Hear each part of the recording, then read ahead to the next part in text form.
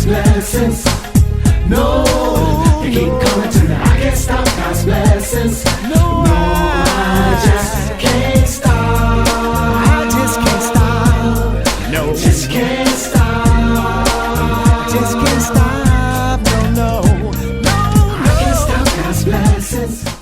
Good evening, ladies and gentlemen, and welcome to the Woman to Woman TV show. I'm Wanda Carter, your host, and this evening we're going to be talking about a variety of things.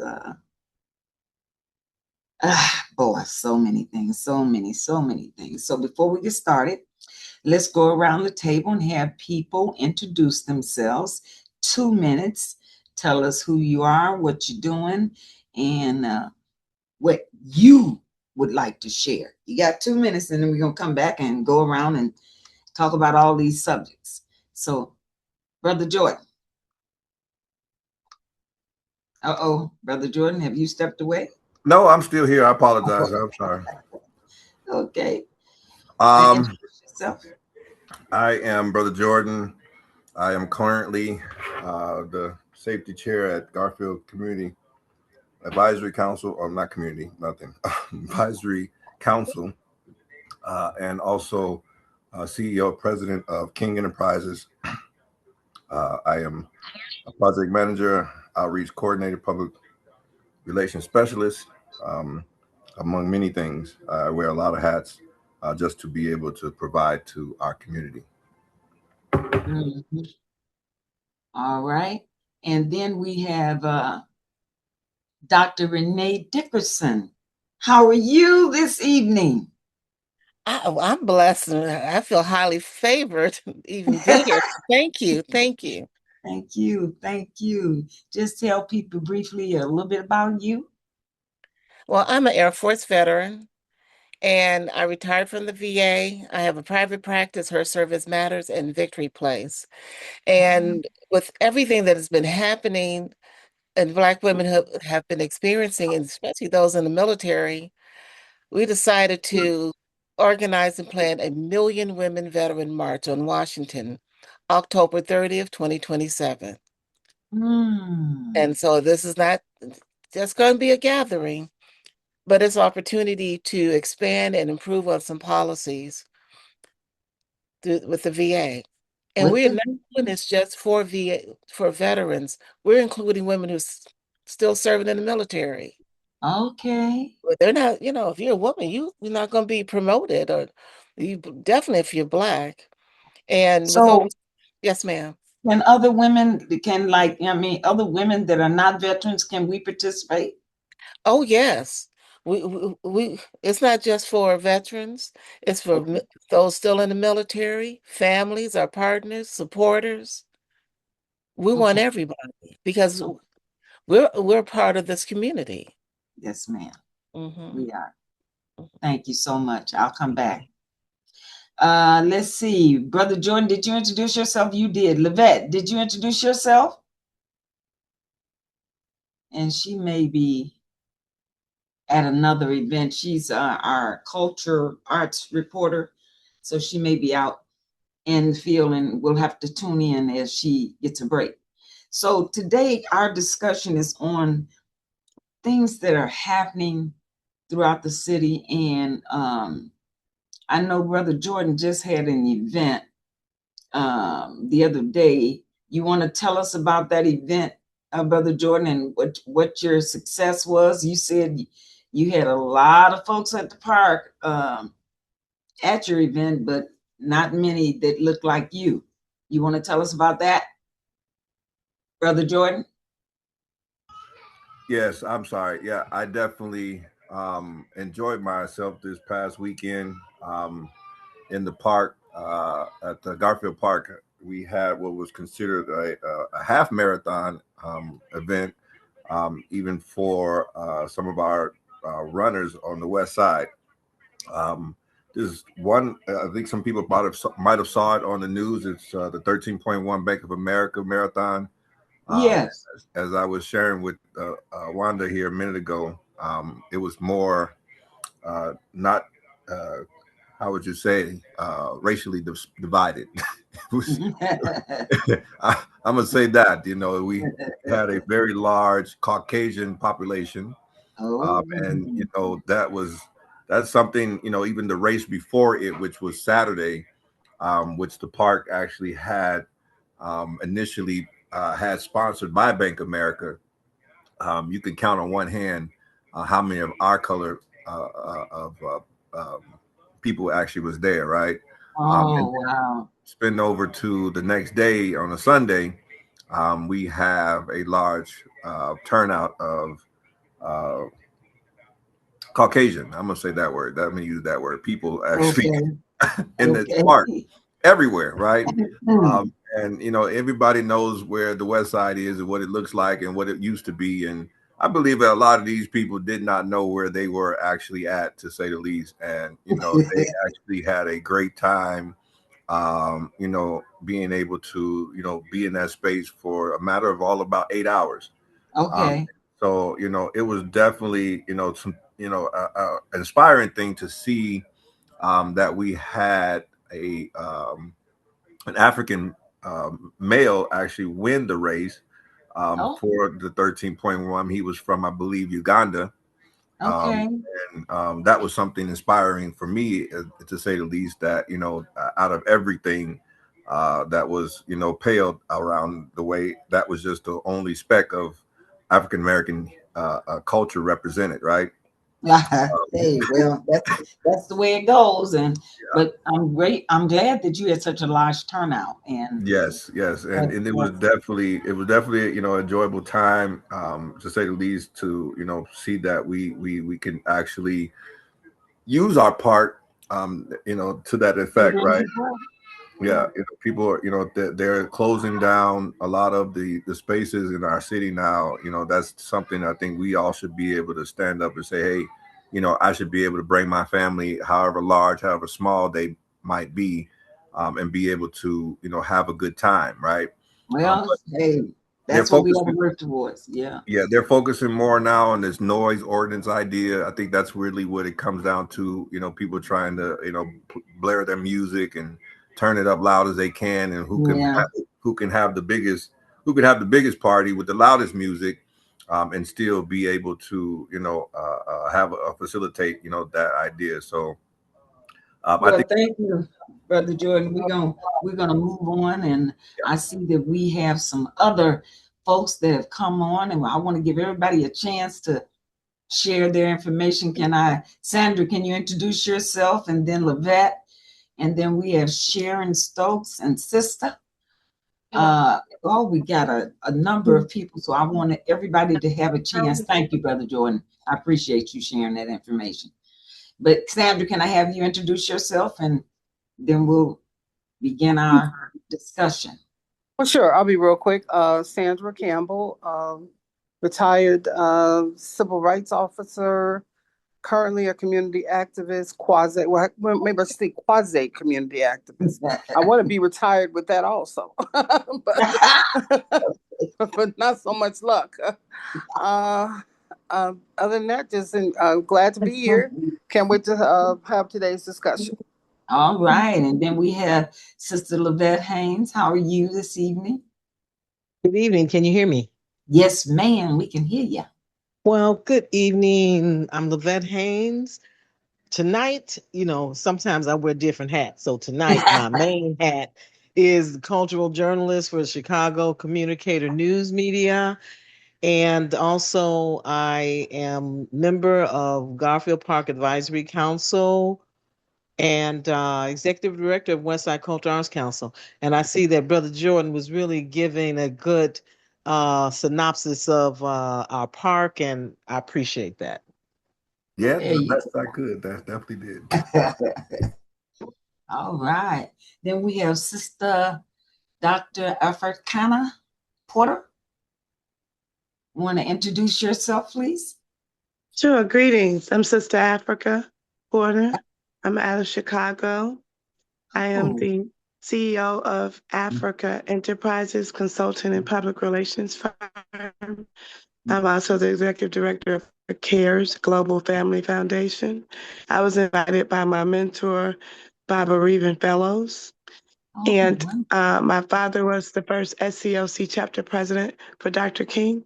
And my mother ran the civic organization, the Alfreda Wells Civic Duster Club, preserving the life and legacy of Ida B. Wells. And I did work on the Million Women's March in 1997 under the leadership of Reverend Dr. Willie Taplin Barrow. I'm happy to be Oh, here. Happy to meet all of you. we're so glad that you're here. Thank you so much for sharing. Thanks. And Oh, you're And can welcome. I say, Wanda? Can I Yes. say, Wanda, that I'm pleased to have Sister Africa Porter on tonight. She is a sister that has a wealth of knowledge, and if you ever go on Facebook, Twitter, Instagram, wherever you looking, she's there. So we're glad to have her on the show tonight. Yes, we are. We really are. What about thank you so much, Sister Africa. We have a cricket person's, it just says cricket, the cricket icon. No name. So, this is Brother Reven. Oh, Brother B Yeah. then. So, See now so, I Brother see that Reven, I see that I handsome almost face, so thought now you I said know it's Brother Reven. so I I'm over. almost thought you said I'm crooked. over here. I'm shopping. I'm shopping while y'all talking, so I'm shoplifting. So if I have to get a fundraiser, get me out. But listen, so it's actually not a cricket. It's a cricket that act like a grasshopper, and I got a Negro instead of Android. Oh wow. So until Sister Africa sit me down and get me straight on technology so I can put my Facebook picture, act like I'm deep. It's Dr. Reven Fellows, and I'm here as Geraldine's son. I'm so glad to be amongst you beautiful women and brothers and sisters. Thank you, sir. We really appreciate that. And then we have Sister Sharon Stokes.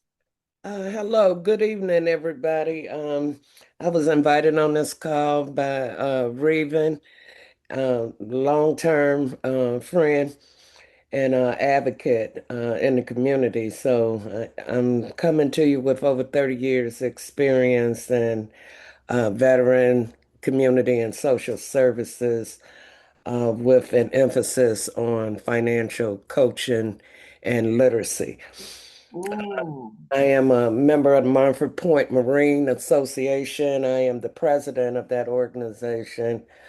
I'm also the board chair for National Women Veterans United, and I'm a lifetime member of the Women Marines Association at this time. Oh, So I am here to listen and I'm here to learn. thank you. And we really appreciate you coming on board and sharing that information. Tonight is a session where we're going to talk about what is going on in our environment today. And I have a couple of reporters on. Sandra's a reporter, Lavette is a reporter, brother Jordan just gave you a brief report on what he did with his organization yesterday. We have Dr. Renee Dickerson, who's going to talk to us about what's going on tomorrow with the veterans and women. And so let's get started. Why don't we start with Sandra? Why don't you take the lead? You got 5 minutes, and then we'll pass it on to Lavette, and then we'll go from woman to woman. And we'll share the information. And then we'll hold questions until the person gets done doing their little report, and then we'll ask our questions. How about that? That's okay. Okay. Well, actually, but I was waiting for Brian because he's actually supposed to go first. Okay. Because and I don't know, I'm not. So really you sure want me to start with Lavette and come back to you? Yeah. Because then they're Brian. Then I was going to come back. Okay, Sharon's clapping. Okay. Okay, Lavette, take us away, baby. Okay, well, this is tonight is media updates, and we've gotten through almost a tornado-like weather yesterday. Tore up a lot of stuff. A lot of old trees were pulled up, but that's nature, and definitely Earth needs the water. We just don't need the storm. And so we have a lot of things happening in politics. Yes. And, one of the questions that I did ask Wanda, because we have so many varying ideas and positions. We have some people that like what the Republican Party is doing. We have some people like what the Democrats are doing. We have some people don't like what neither are doing. And so my question to all of you on here tonight, even though we may differ in opinions of who's doing what, when it comes down to it, the question is, where are we as a unified people on that totem pole? Where are we as far as the resources that belongs to us, that we need as a unit that has been disenfranchised? We have funding that's coming through the pipelines. And as the sister that says that she teaches financial literacy, we're at that juncture where we need to talk about our wealth and how we get it and how it's distributed and uh, how we support our own. There's a boycott right now going across social media that has something to do with a young black boy being killed by an Asian person, and so there's these independent movements that we're doing, uh, that's boycotting Asian businesses across the nation. So if we do that, um, with intention, then it should also be intentional that we support each other. So I'm always willing to find out what businesses are moving in Chicago in particular, and just letting folks know one of the things we'll share. We're doing the Juneteenth on June the 20th at the Garfield Park Gold Dome, and part of it is bringing businesses to that function so that we can support those businesses. So I know that's a potpourri of things, but anyone that has any feedback and how we move forward to empower ourselves, no matter who's giving, but there's a lot of people taking. And Yes. 300,000 Black women lost their jobs within the last year and a half. And so we have to have positions that address that. And I know some of those sisters, they didn't sit down and do nothing. They got up, they started their own businesses. So, hmm, The back. so on that note, that's what I got. Okay. So Yeah. Brother Jordan, you had a comment. Your hand is raised. Brother Jordan. Yep, I like that. Sister Levette actually, talked We about. can't hear you well. Oh, I'm sorry. Can you hear me now? Yeah, we can hear you. It's just low. Yeah, that just happened with Levette as well. I don't know how that is possible, but Oh, I don't. I can hear you Someone else now. is not muted. Yeah, someone's not muted though. oh, okay. Let's see. I don't see. I can't Somebody. tell who's Okay. not All right. muted. How Go about now? on. Can you hear me I better? can hear you. Yes. Yep. So I wanted to actually expound a little bit on this Juneteenth event that we actually got going on at Garfield Park. I was trying to actually see if I could post a flyer for it. I Mm-hmm. have to say that at this very moment, I am a certified drone pilot. I can actually be able to teach other people drone safety at the moment, and I will be um, taking my FAA certified exam to be able to fly, I guess, planes as well, because that's what it does. So I actually, want to encourage everyone to pass this along to actually build this network of Black businesses in our community. This is something, we all talk about at the park, including Levette and myself, on a regular basis, about expanding our network of businesses, as well as being able to have a hub for resources, right? For people to come in and be able to actually come to the park on a regular basis and be able to find Black businesses as well as resources that could be able to be available to the public, really at no cost, right? Mm-hmm. Because it doesn't cost them to come. It don't cost you to get in your car and drive there. But it would cost the business actually to come and set up and be a part of actually selling their products or services, right? And so I definitely encourage everyone on the 20th to pass along the information. If you don't have it, meaning the actual flyer itself, I will definitely share that with you if you, Sister Wanda. Yeah, you can put it in the chat. Yeah, I was trying to do that a minute ago. There's no way for me to actually do so. Okay, well, email it to me and I'll send it to everybody that's here. No problem, no problem. But with that, I yield my comments. Okay, so I would like to go now to Dr. Dickerson. She has an event tomorrow, and I think we need to let her tell us about that upcoming event and how we might be able to assist if we can. Dr. Dickerson? Hello, I'm also here due to an invite from Dr. Reven, and I've not known him for a lifetime, but I've known him for a little time. And the event is actually the National Women United Veterans event. Uh, it, Sharon Stokes is I think, the vice president, to honor Women Veterans Day, to honor women who have served in the military. And we will have a guest from Massachusetts to discuss what's going on regarding the draft, and equal means equal under the Constitution. According to the Constitution, women are considered as second-class citizens.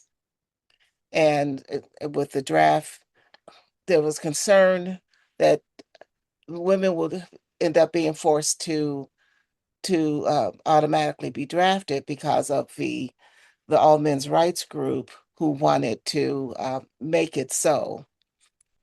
However, that didn't happen. But my role tomorrow will be to talk about the Million Women and Veterans March on Washington 2027 to address equal means equal. Women, there should never be a discussion about women signing up for the draft or being automatically drafted, and we still don't have equal standing. And the concern of several thousand women, 600,000 women losing their employment since 2025, many who are serving in the military, who have been taken out of leadership roles. We are also concerned about the low staff, the staffing at the VA due to beginning of 2025. Many have been laid off and fired, which now affects the patient, the customer, longer wait times, being sent out to the community. Concern regarding military sexual trauma, even though there's been great improvements over the years, some of those, they're stepping those back. And so there's a survey that is done every year. It's anonymous. And so along with asking questions about military sexual trauma, we want included domestic violence. We also want included trafficking because it does occur in the military. Suicide prevention, we want improvement as it relates to that. It's easier to identify a person who's homeless or on drugs, but there are a lot of people that look just like us who have suicide. And and yes, we're talking about those who served in the military, but it's epidemic in our communities. The housing situations. There are a great deal of housing for male veterans and co-ed programs.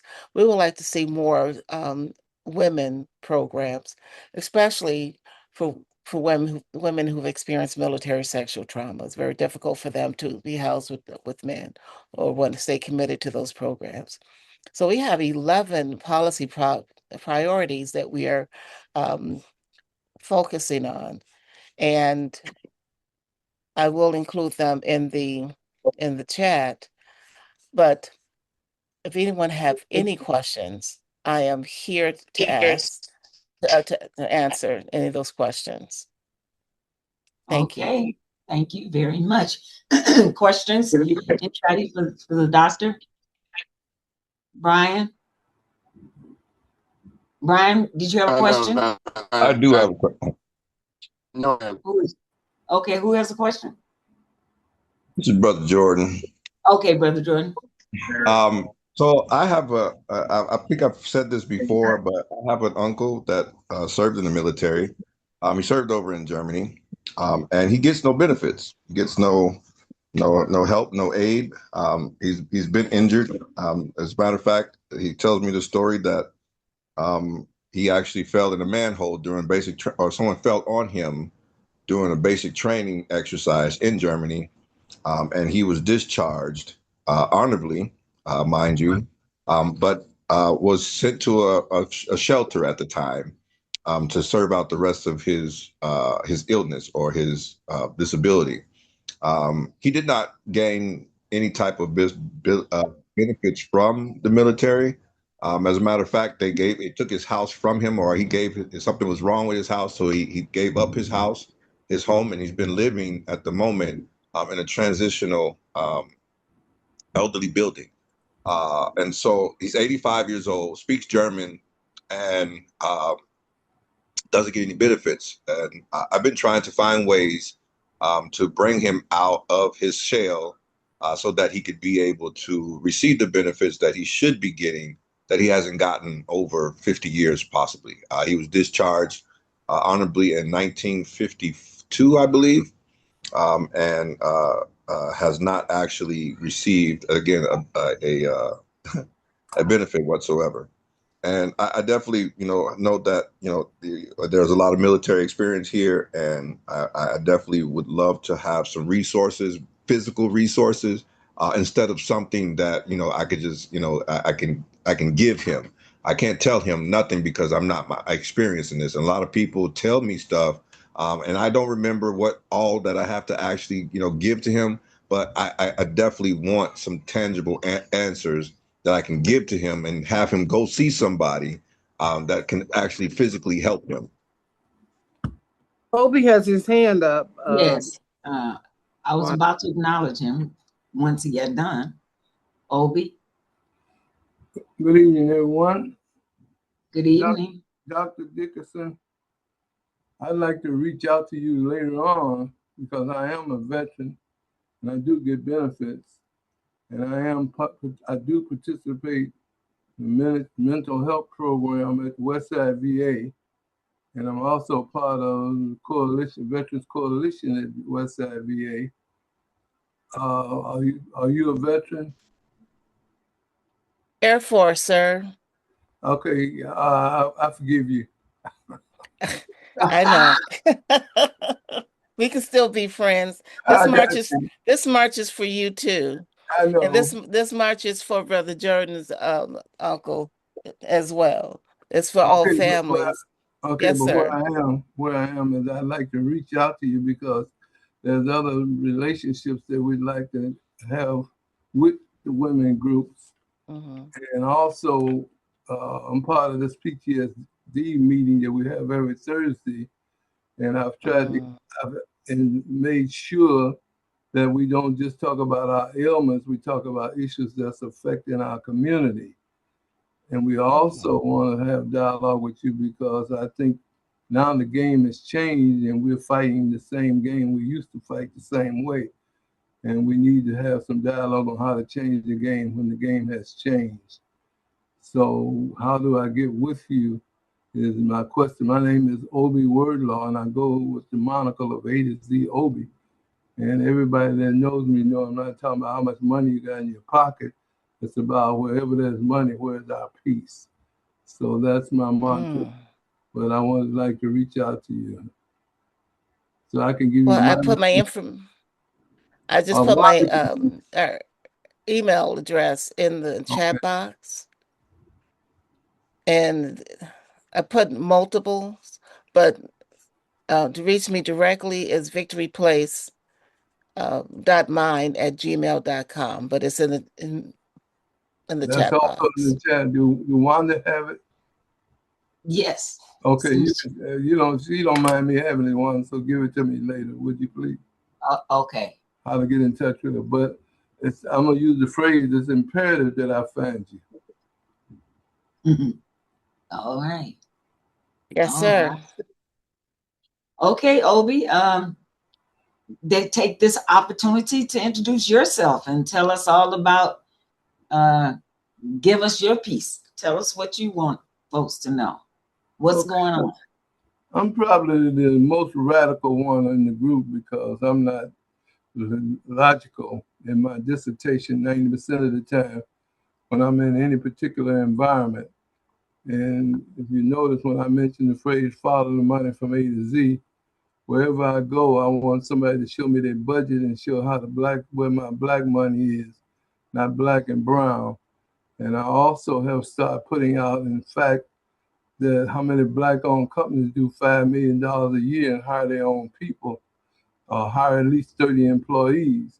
And I also have been putting out to the message that we're not teaching our children as a career move to come look for me when they're looking for jobs. They're gonna look for everybody else but me. So we got to change that. And lastly, I also try to instill in my boys and girls that if they got one drop of black blood in them, whatever other people say that they got in them, half Indian, etc., etc. I mentioned the fact that if you got one drop of black blood in you, that's the baddest blood in you. So those are the things that I put out. All right. All right. Questions? Anybody for Brother Obi? Well, the Bears are leaving Soldier Field.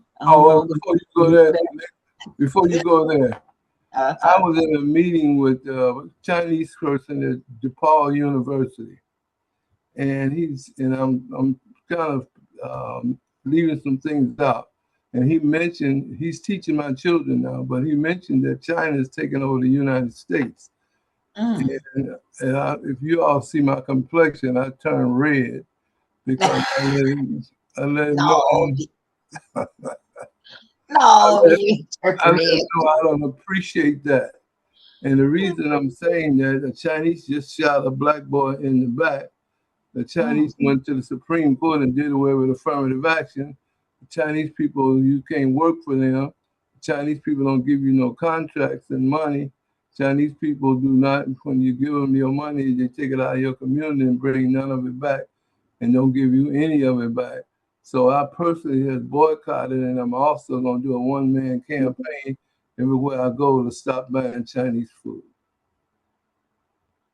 Okay. I see Dr. Dickerson has her hand up. Dr. Dickerson? Yes, ma'am. I forgot to mention the location where the Women Veteran Recognition Day event will be.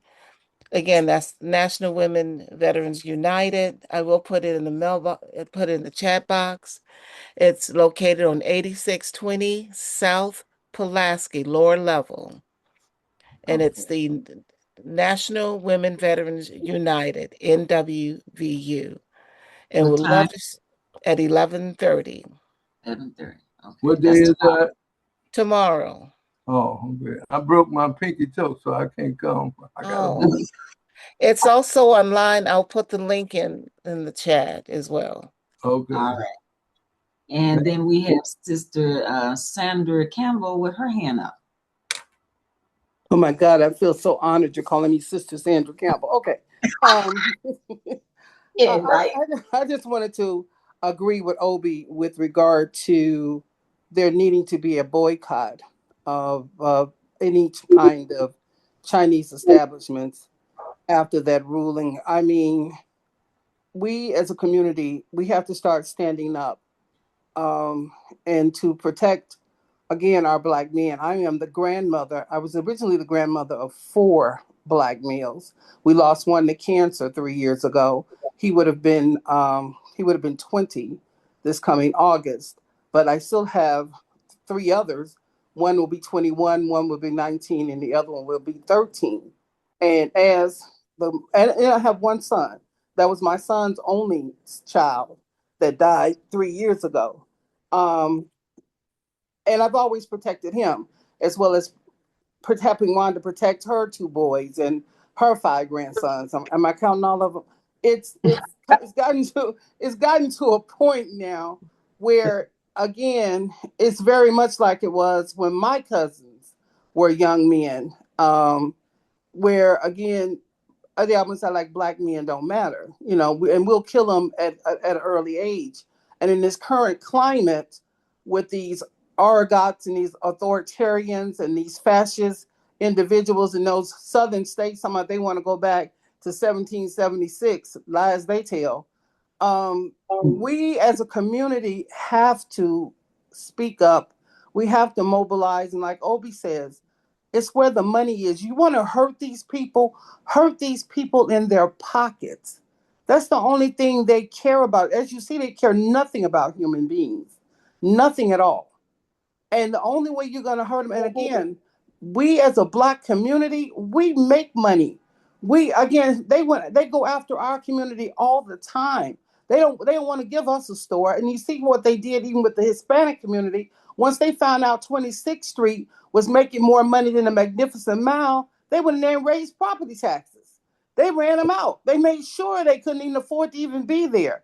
Again, it's always about the money. So I agree. Don't stop buying anything Chinese. I wouldn't care. They need to understand. I defended them. I felt sorry for them during COVID, but this right here is a valid reason now not to shop with them, because that was heinous. That was horrible. I mean, they give dogs better privilege. You're gonna run 137 feet, and then you're just gonna shoot him down, and he's a kid. A bottle of water. Mm. That crazy. But yeah, I don't want to take up too much of anybody else's time. But yeah, I agree with you, Obi. I'm all on this. Thank you. Thank you. Thank you for that comment. I see Brother Reven Fellows has his hand up.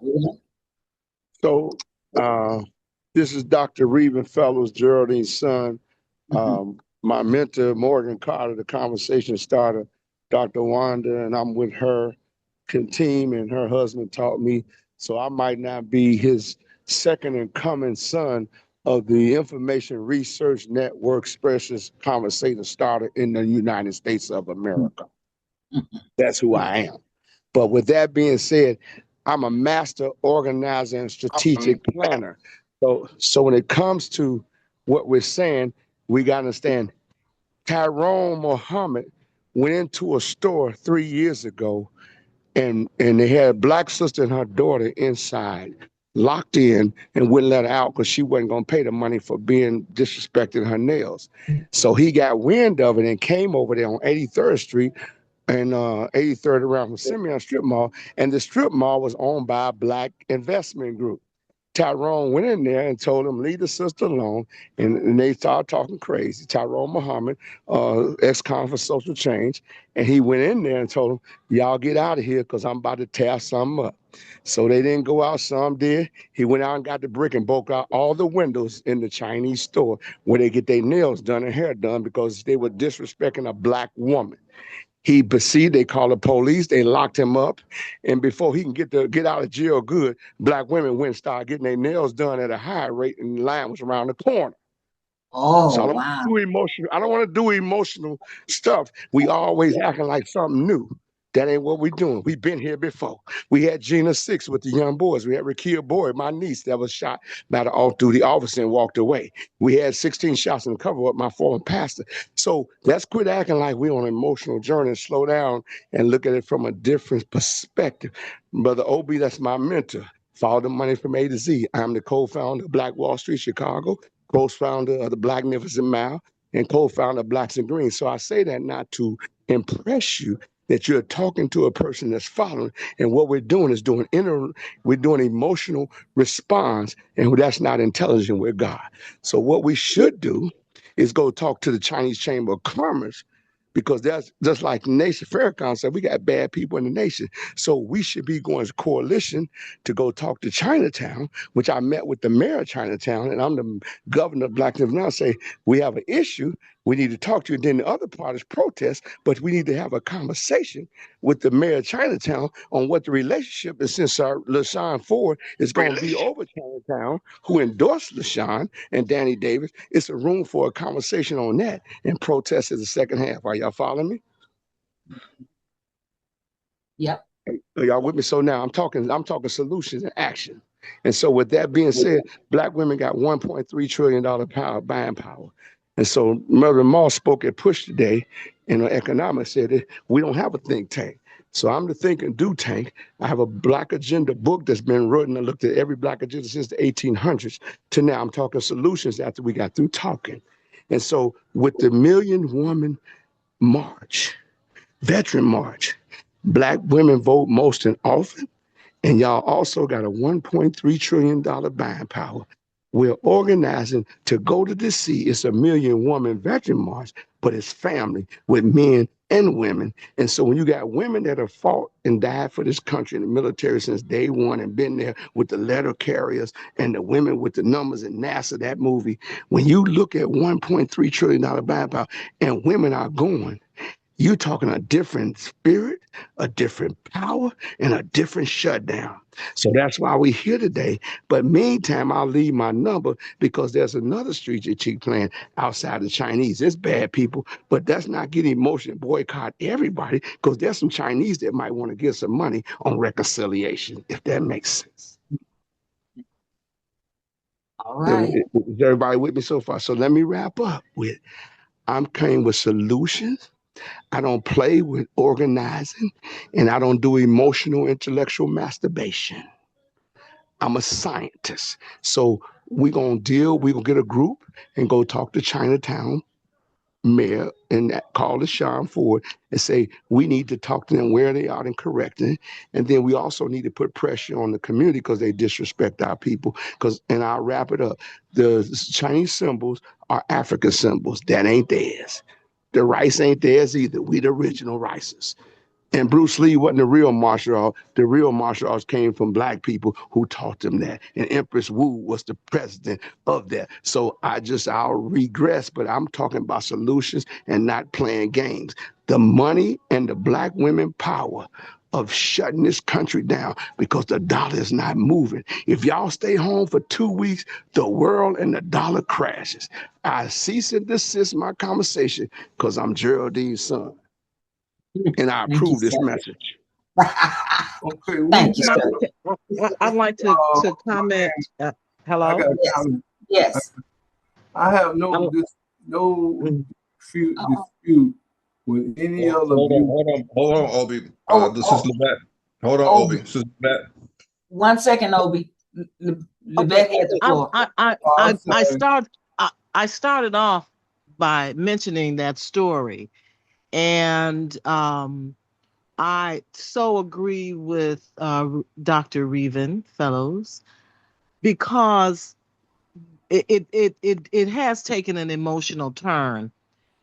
Now I do visit a couple of Asian uh, businesses because I'm a vegetarian, and there's one Asian restaurant that I enjoy going to and have always been treated with such kindness.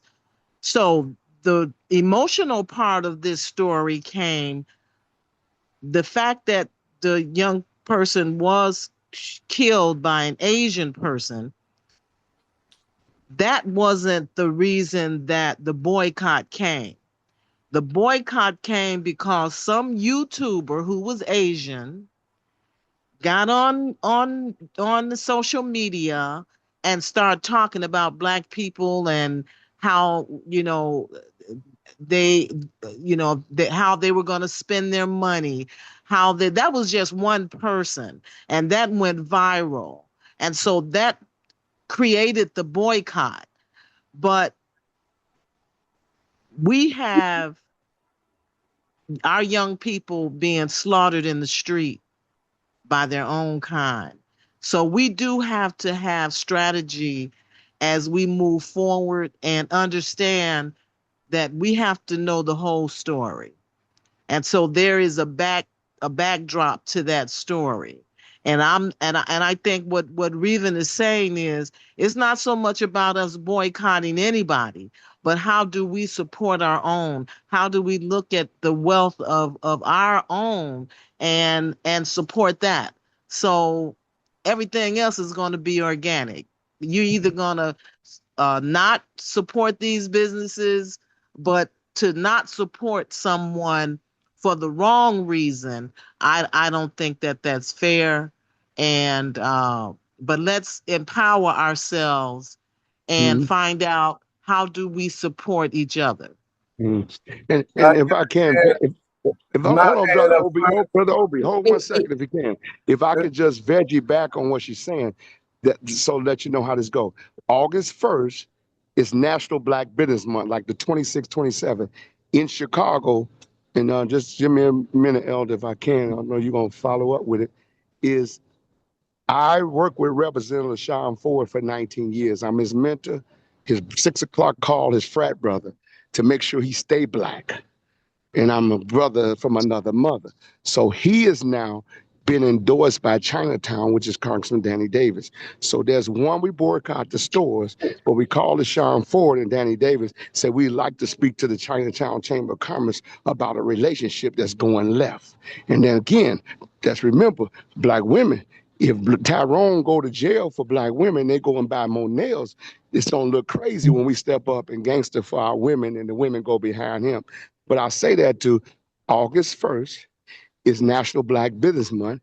And by the grace of God, through what God gave me to give LaShawn Ford, is legislation, it's a resolution in Springfield recognizing every year in Chicago, 31 Day Buy Black, Love Black, Give Black, in honor of Dr. Webb Evans, who I've been officially the ambassador by Mr. Raheem of the United Black American Progress Association. So I did that in honor Webb. So as we think about today, get ready for us to organize, mobilize, strategize, and as my brother Obi say, follow the money for A to Z. So when we gonna punish them without emotional running around, we're going to punish everybody in August that's Chinese, whatever needs there is. We're going to buy black for 31 days and we're going to do it 365. But that's next action after we get through the emotional trauma and we're going to get. So once we spend 31 days buying black, non-for-profit, dentists, landscaping, buy black real estate, and we do all that and punish them people, I'll cease and digress and pass it to my mentor, Brother OB. Brother Obi. yes, we all have different, I use the phrase all the time, we're in different lanes. So everybody has expressed their viewpoints on how we ought to attack an issue. The reason I'm choosing the Chinese people still, and I want to get into Sean Ford's head and any other representative of ours, is the Chinese are the ones that went to the Supreme Court and had the Supreme Court and argued in front of the Supreme Court to have them to do away with affirmative action. This is bigger than your relationship that you got with the Chinese on the block. When I mentioned to you about my relationship, I had a conversation with a 45-year-old DePaul professor. Chinese told us that China is taking over the United States.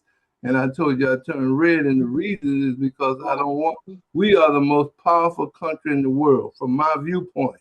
The reason we're the most powerful country in the world is because we are mixed. Black people built this country. So nobody wants black people to keep being in power. So when I have dialogue on issues, it's not emotional. It's dealing with the fact that if you go from A to Z in our relationship with Chinese, you're on the economic bottom with them, plus they don't like you. Regardless of how much money they give to another candidate, it's not fair to us to recognize, think that those people are our friends. Nobody likes us from A to Z, and it's time for us to change the game. We've been talking this way about how to relate to other people since I've been here, and I'm 90.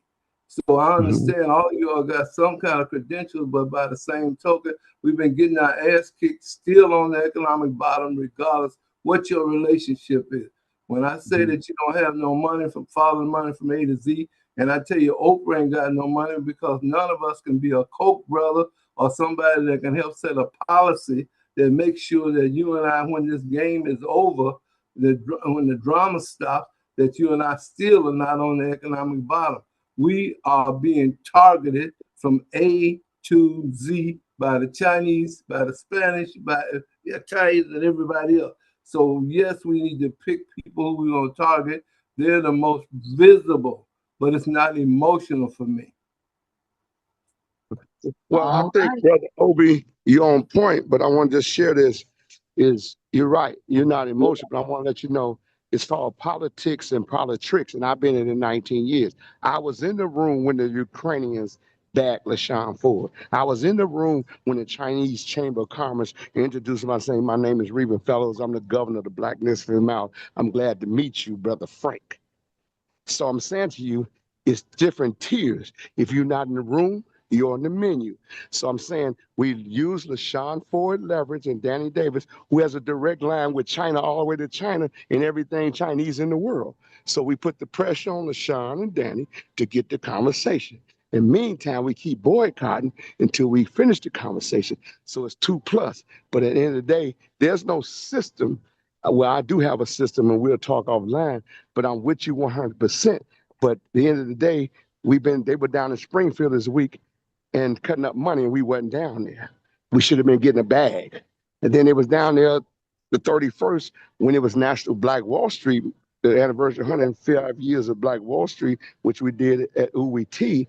And we should have been in Springfield because I got LaShawn to do some resolution that we should have went down and shut down the city, shut down the state capitol and said, we recognizing the Tulsa, Oklahoma tragedy and bombing of Tulsa, and the same thing here. So I'm with you. I'm not disagreeing, but we have to have an intelligent, strategic conversation. As Reverend Moss said today, we don't have a think tank.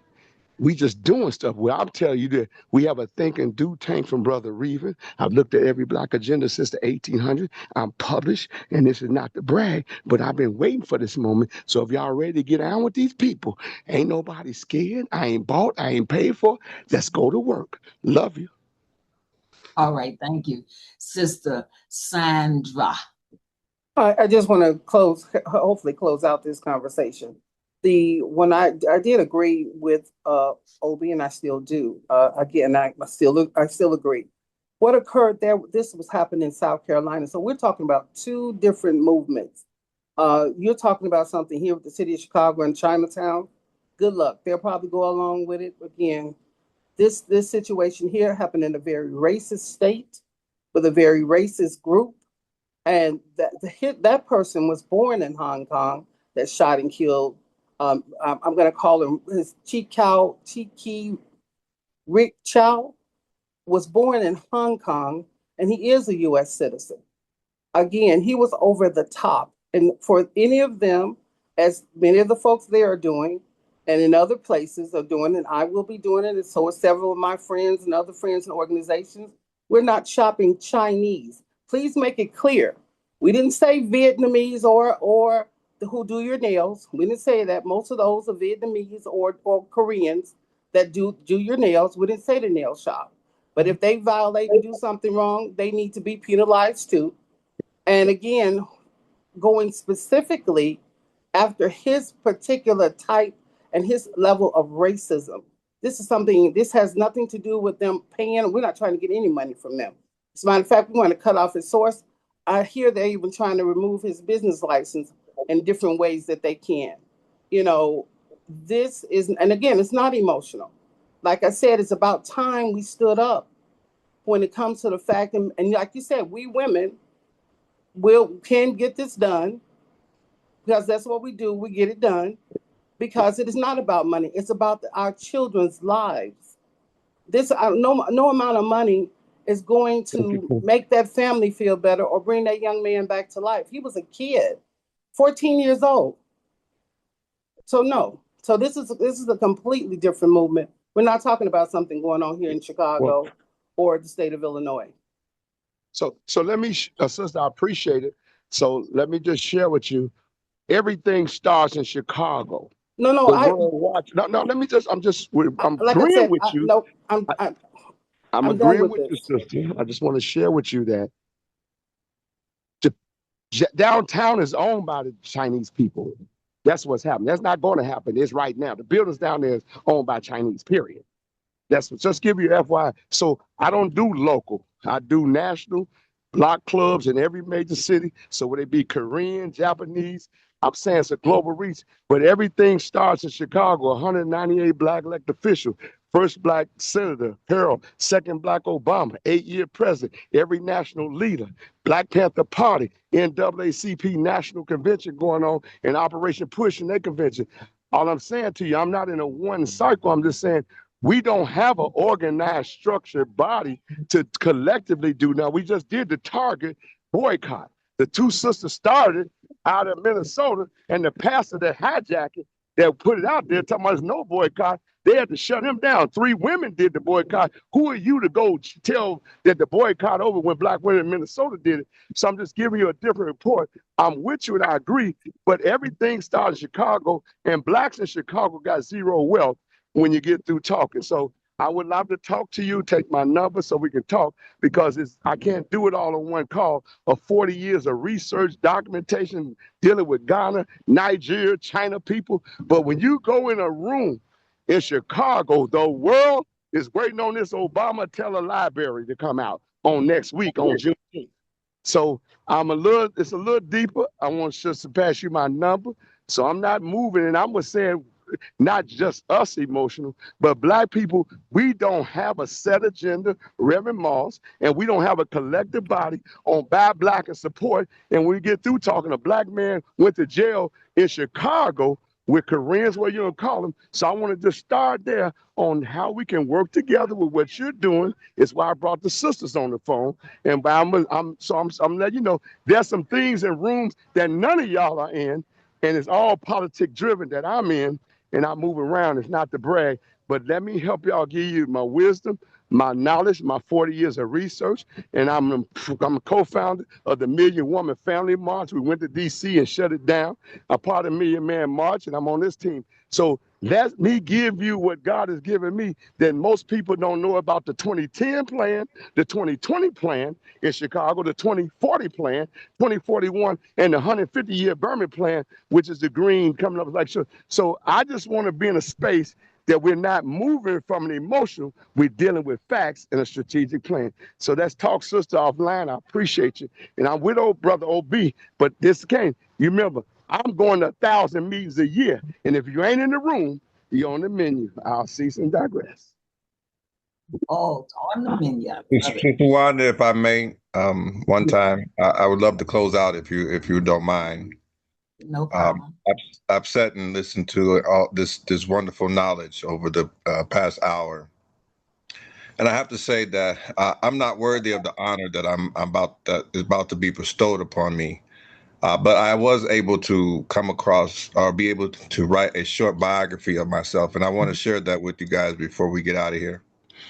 My story doesn't begin with me. It begins in the cotton fields of Mississippi, where my great-great-grandmother, born around 1902, who lived to be about 99 years old. She labored under the life of slavery, died around 2001, and she picked cotton for no pay. Had 9 children, my grandmother included, who later passed away, having actual 7 children of her own, my mother included. The only boy older than I, who I talked about earlier, still lives and was shipped off to a war he had no business being drafted into. They all picked cotton for the same wages, so small that they were barely symbolic. They lived through segregation and Jim Crow, yet these pennies became the seed money that allowed my family to migrate to the north, to Illinois. Moved to the south side of Chicago. That journey was our first act of self-determined reparations, long before the word became a national demand. When my mother passed away from cancer, I was 12 years old, working in industries. She was in steel mills and laundry industries. Her death pushed me into a system with no guidance, no protection, no roadmap. And like so many Black children across Chicago, South Side, East Side, West Side, North Side, I became a product of structural abandonment. The very condition that the fight for reparations seeks to repair. But I refused to let the system define me. I rose from those circumstances and became an activist, a minister, and a community organizer. dedicating my life to the same communities that raised me. My work is in reparation came from the same place of survival and purpose. Serving as executive treasurer to a local chapter of Cobra wasn't just a title, it was a calling. I learned that reparations is not only about compensation, it's about healing. It's about restoring was stolen. Our land, our wealth, our safety, our dignity, and our futures. It's about enduring no child grows up feeling as they're abandoned as once as I did. That belief is what led me to build King Enterprises. King Enterprises stands for three pillars that mirror core demands for reparations: empowering communities, building wealth, and honoring a legacy. There are no slogans. These are not slogans. They are blueprints for repairing what was taken from our Black people and across generations. Through King Enterprises, I've developed a platform rooted in public engagement, socioeconomic development, business development, project management, and investment strategies, each one addressing a different dimension of systematic harm. Public engagement first, creating informed, organized, mobilized communities. Socioeconomic development, building pathways for our generational poverty. Business development, helping Black entrepreneurs create sustainable wealth. Project management, and ensuring communities-led initiatives to succeed. And investment strategies, teaching wealth building tools historically denied to us. This work is not separate from my activism. It is activism. It is reparations in practice. My commitment extends beyond business. On the Garfield Park Advisory Council, which I so much adore, I continue to push for equitable development, community ownership, and policies that uplift the West Side rather than displace it. I believe reparations must be both national and local, and federal mandates and neighborhood practice and policies. As a Masonic brother, I work as a worshipful master of my own lodge, Exodus 357, under the Ephesians Grand Lodge of ancient free and accepted Masons. I understand a long tradition of Black fraternal leadership, men who have built institutions when America denied us access to its own. And traditions shape my belief, and reparations is not charity, is justice owed. My life is a testament of what happens when a child of the system becomes a steward of the movement, when pain becomes purpose and purpose becomes service. I'm a descendant of survivors. I'm a product of struggle, and I'm an architect of repair. Every meeting I sit in, every project I lead, every person I mentor, it comes from the same promise I made myself that the system would not have the last word on my life. And I actually tell everyone the same idea. So I've been honored here in the next on June 17th, 16th down at City Hall. I'm sorry, not mayor, but Congressman Moore actually gave me a call and asked me, just because I fought on reparations committee, if I would love to be able to actually be recognized for that. And that's, I don't have the flyer, but I will send it to you guys. To say the least, I would love for you guys to come out. But the actual Juneteenth flag raising celebration, honoring Juneteenth and shaping the next 250 years, is going to be Tuesday, June 16th, 2026 at 10 a.m. at the Daily Plaza. Okay. Hey, brother, can I ask you how old are you, my brother? Congratulations. Yes, Yeah, congratulations. And how old are you, brother? Will be turning 49 this year. So you'll be 49. I'll be 67 July 2nd. So I'm also part of Afro Descent Nation with Brother Silas Muhammad, who his wife and him have been talking to the UN for years. I also Cam Howard, who's one of my friends and mentors. So I love to get with you around what we're doing and what you're doing. But most of all, the National Black Agenda Consortium that I put together with a team of us is a book and a strategy. So I want to connect with you as the elder and give you all the wisdom and knowledge I have, so you don't have to make the same mistake that people are making in this town, and get you there faster, because the job of the elders is to give wisdom. So it's old men for counsel and young men for war. So I'm honored in what you're doing. Send me, I'd love to come. But there's some things going on I would like to share with you so you don't have to make mistakes. I already put some bricks in it and knocked it down. And I appreciate God blessing you. And thank you for all you do, brothers. ladies and gentlemen, this has been a very, very touching and moving discussion. I appreciate each of you for your contributions, and we need to do this more often. Each of you need to come forth and present your review on what's going on in your part of the town. I really appreciate each of you. And in closing, I'd like to give each of you a 1-minute opportunity to tell us what we need to know in closing. Livette? I think that this broadcast tonight really touched hearts, and it showed how, given the truth that we need, is what propels us forward. And I have been looking at information about just the beginning of time and how societies have fallen based on power, greed, and hatred. And truly, the love that we can share and understand that it is the strength of us all. And it is what's going to bring us forward. As Dr. Reven is saying, this is information that gives us the ability to sustain ourselves. And that's what the month of August, that's the kind of thing that we need to put forward and let that be the guide for our wealth and our prosperity, and not depend on anyone to make that part of our growth. So God bless everybody, and has been enlightening. All right, ladies and gentlemen, have a great night. Once we get the show edited, I'll make sure that each of you get a copy. Have a great evening. Good Thank night. you. Good night. You take care. Bye-bye. Good night.